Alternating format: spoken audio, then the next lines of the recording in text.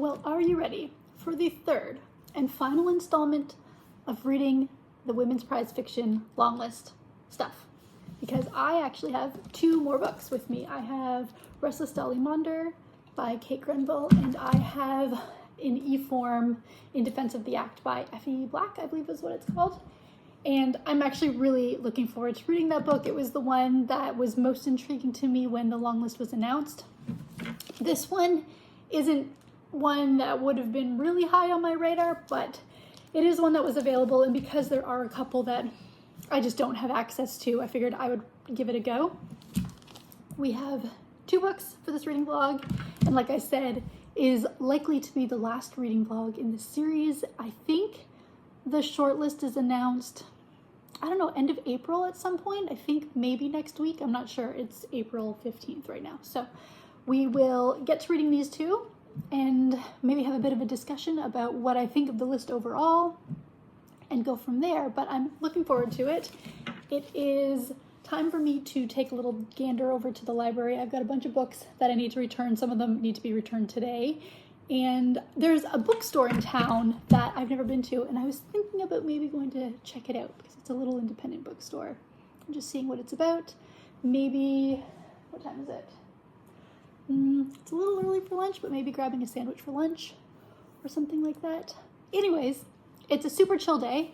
It was raining 5 minutes ago. I didn't even know it was supposed to rain today.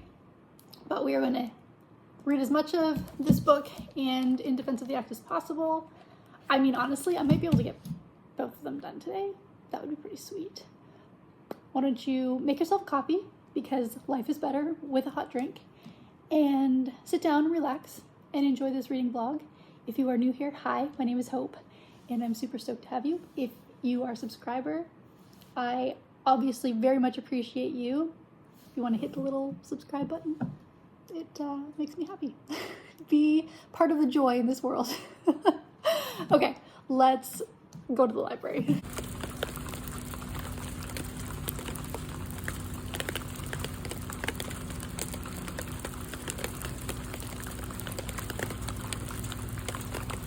Okay, turns out that's hail, but I still need to go to the library. Let's get in the car and have a good time.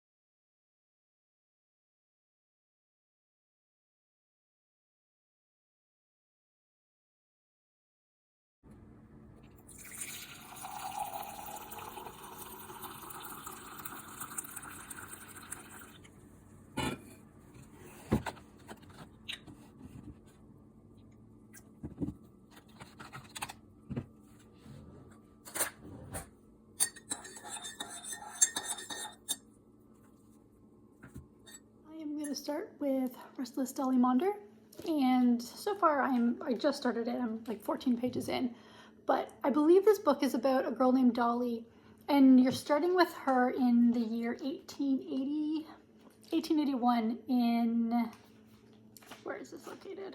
New South Wales. And right now she's a young girl, and she's looking at the women around her, and she's determining that women really have no value in society. She only knows one woman who is earning kind of a living. She's a teacher assistant, and Dolly is beginning to see the world through the eyes of a lady who doesn't really, unless she's having kids and she's at home kind of stoking the fire and cooking, doesn't seem to have any value. And I believe that that's the trajectory of the story. I think it's going to be about her wanting more out of life than what she's being told she's supposed to give to life. And I am curious about it. It's Australian, and Kate Grenville has written a ton of books. I've never heard of her before, but I don't think my knowledge on Australian authors is really that great. However, these end papers, how pretty is that? I think that's such a pretty book. So I am very much looking forward to reading it. I'm hoping that it'll be it doesn't need to be content-wise easy, just easy in terms of ability to get through. The font is quite large, the pages are not huge, and it's a 242 page count. I have high hopes that I should be able to knock this out pretty quickly. What do I have? Anything going on today? I would like to work out at some point, and I have a hockey game on later tonight that I would like to watch. I went to the bookstore that I was talking about. It was cute. It's very small. Like, space-wise, it's quite large. It has a games room upstairs, and it looks like some board games you can use. But just in terms of how many books it has, it's a smaller independent library. I mean, I live in a smaller town, so that's not too surprising, but it was cute. And then I picked up some quiche from a bakery that is downtown, and this bakery is so good. Every time you go in, it just smells like cinnamon buns. And my first job ever was at a bakery in my hometown, and I loved that job. It is to this day my favorite job ever, and it always smells so good. So anytime I go into a bakery and they actually are baking their own cinnamon buns, it just makes my heart so happy. I didn't get any this time. I was tempted, but I got a quiche and a peanut butter cookie that I am eating with my coffee. Anyways, let's just keep reading, because what else is there to do right now? I'm about 130 pages in, and I thought I would give a little update before I imagine the next update will be at the end of the book. This is very much a character study book. There's plot, but it's really just about Dolly and her life and how she is trying to change her circumstances and make something more of her life than what she's been told she should do. And she's making some decisions that are good, but I think what's coming out of it is she's becoming very closed off. I think maybe she's trying to protect herself. I'm not really sure how to describe it, but she's not the most likable of protagonists, even though I am rooting for her to be successful. It's a very interesting relationship with the main character of this book, and I'm enjoying that. I think the writing is very simple, not in a bad way, but there's not a lot of fluff. It's not very flowery. It's very to the point, and the story is just moving along like a train, and it's stopping at each designated spot to kind of grow out the story a bit, and then you move on to the next point. So it's not what I would call the most innovative writing or anything like that, but it's easy to read, and it's not challenging. The content isn't too heavy. It's been fine. It's a fine book, and I will finish it.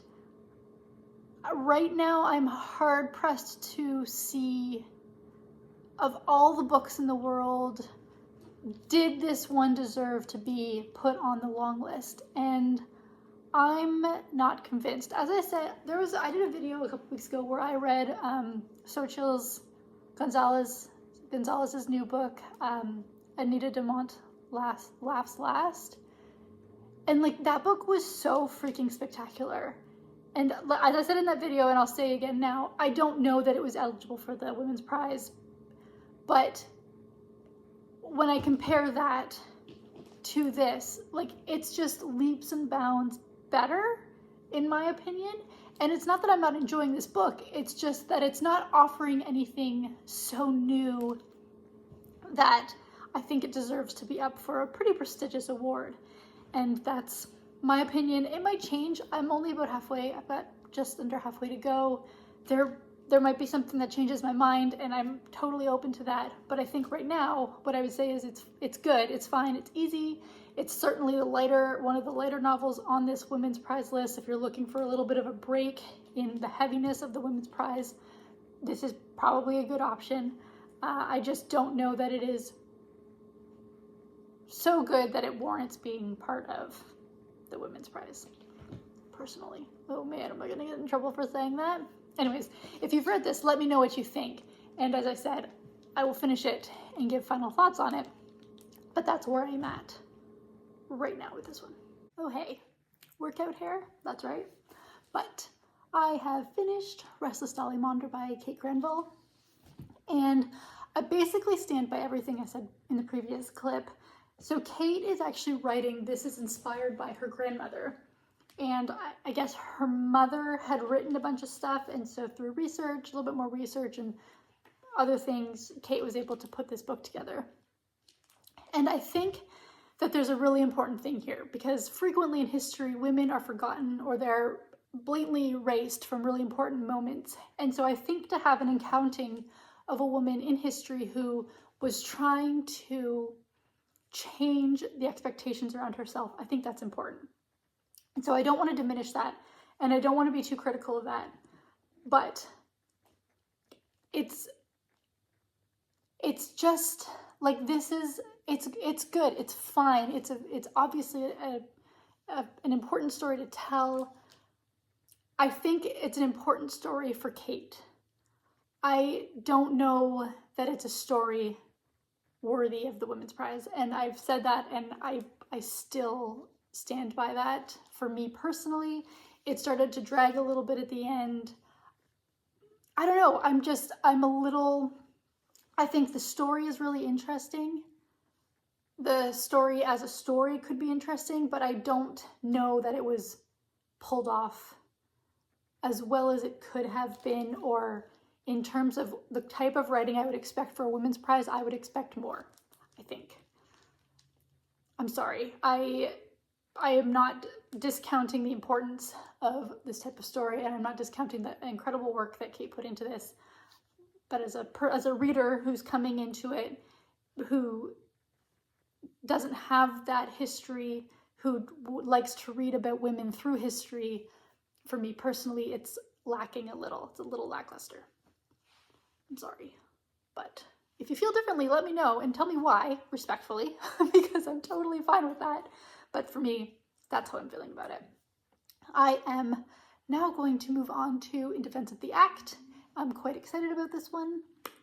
And I don't know how long it is. I'm gonna read it on my iPad, and I'm filming on my iPad. But don't know how long it is. I don't think it's super long.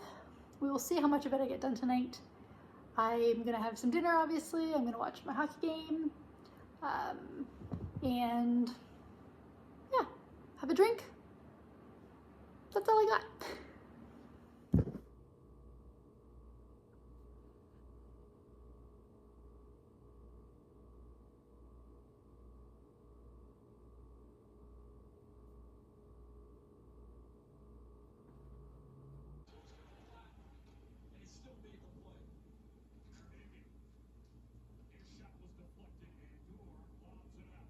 It's the next day. I've actually had a pretty productive morning.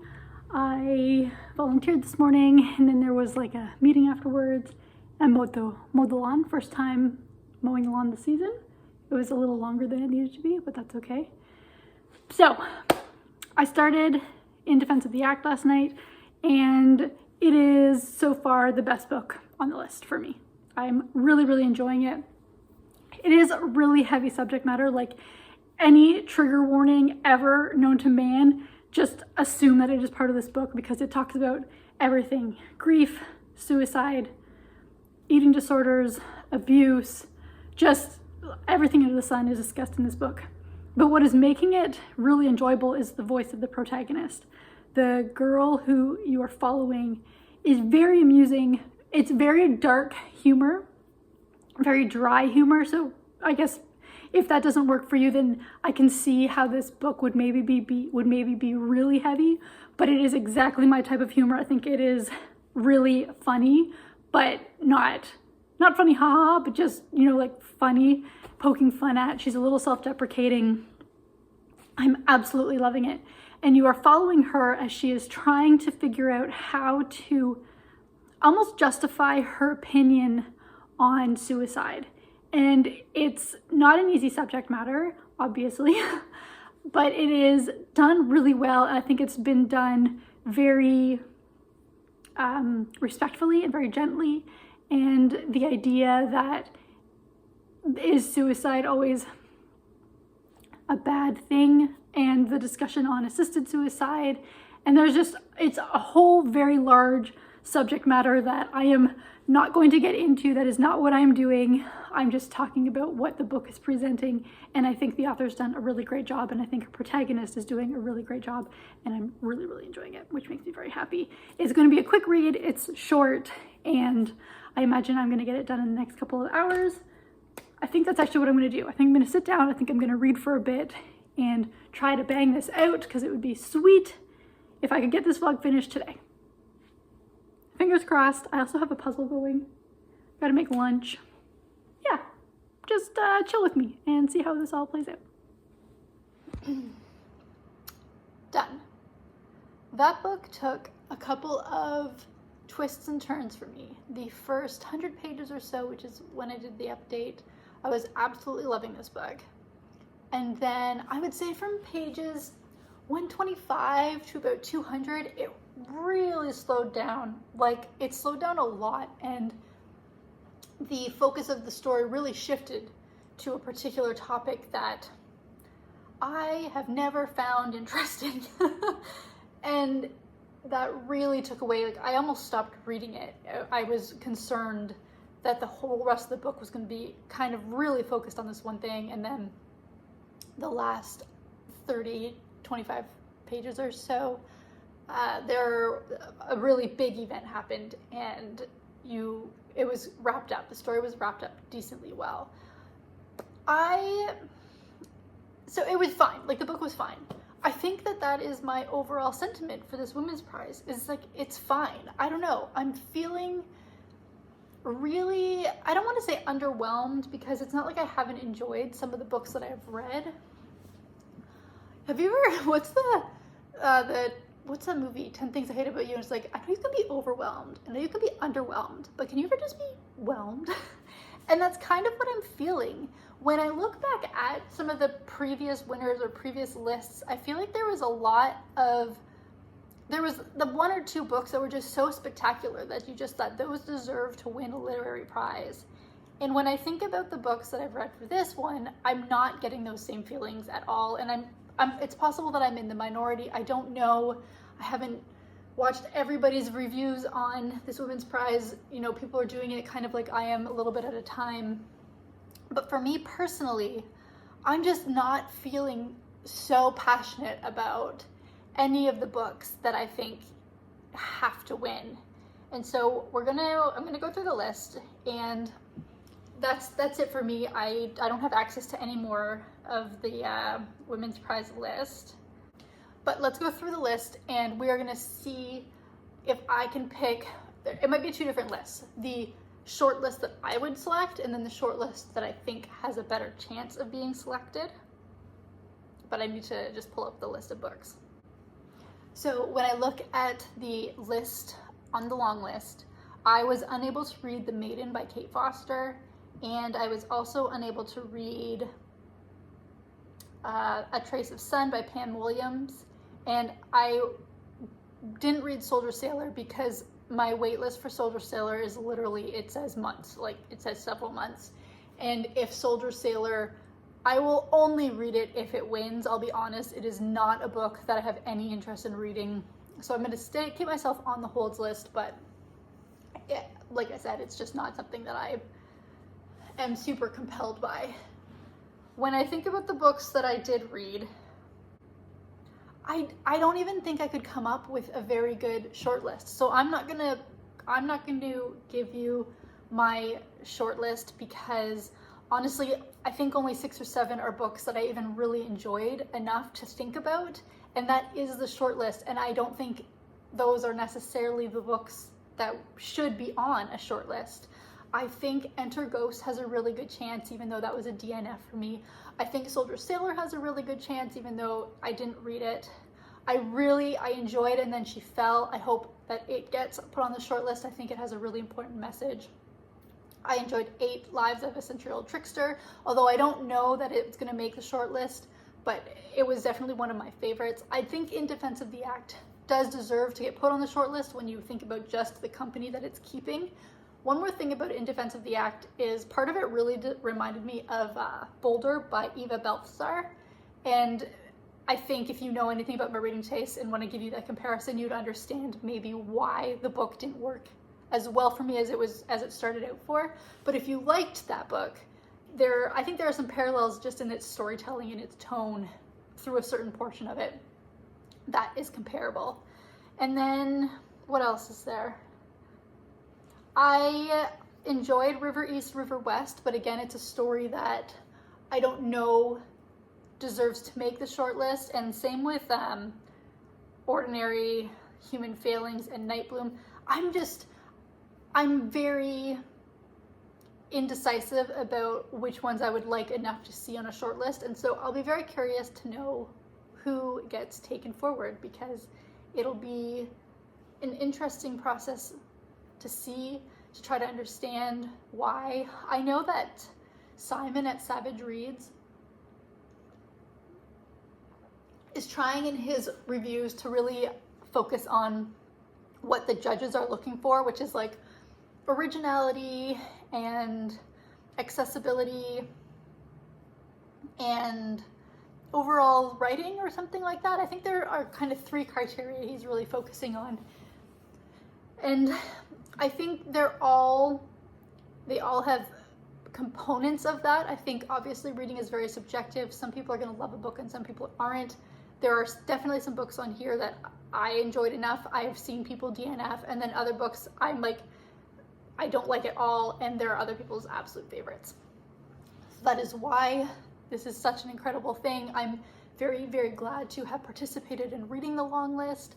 I don't begrudge it. I just wish I had gotten more out of it this year, but that's okay. I will try again next year and hope that I have a better experience. And not even that this experience was bad. It's not. It wasn't. I still read some okay books. I think I was just hoping to find the next love of my book life, and I didn't find that. But to those of you who have showed up and watched these videos, I appreciate you so incredibly very much. I hope I'm saying your name, but Zalik at Show Me Your Shelfie has said some very nice things about the beginning of this process when she was also starting the long list, and I know that some of you came from her channel, and that's just the nicest thing. And to everybody else out there making these videos, I am slowly but surely working my way through the Women's Prize long list reading vlogs out there. If you have anybody that you absolutely love who's doing really great reading vlog stuff, leave them in the comments below so that I can see and that other people can see who we're following for the Women's Prize. I'm very curious, and I will see you whenever I do some more reading. It probably won't be too long from now. It's been a bit over a week since my last upload, but I've just had other things going on that I haven't been able to really focus on doing this, and I hope to get back on track with that. So I will quit blabbering. Thank you very much for being here. I appreciate you very much, and I will see you in the next video. Bye.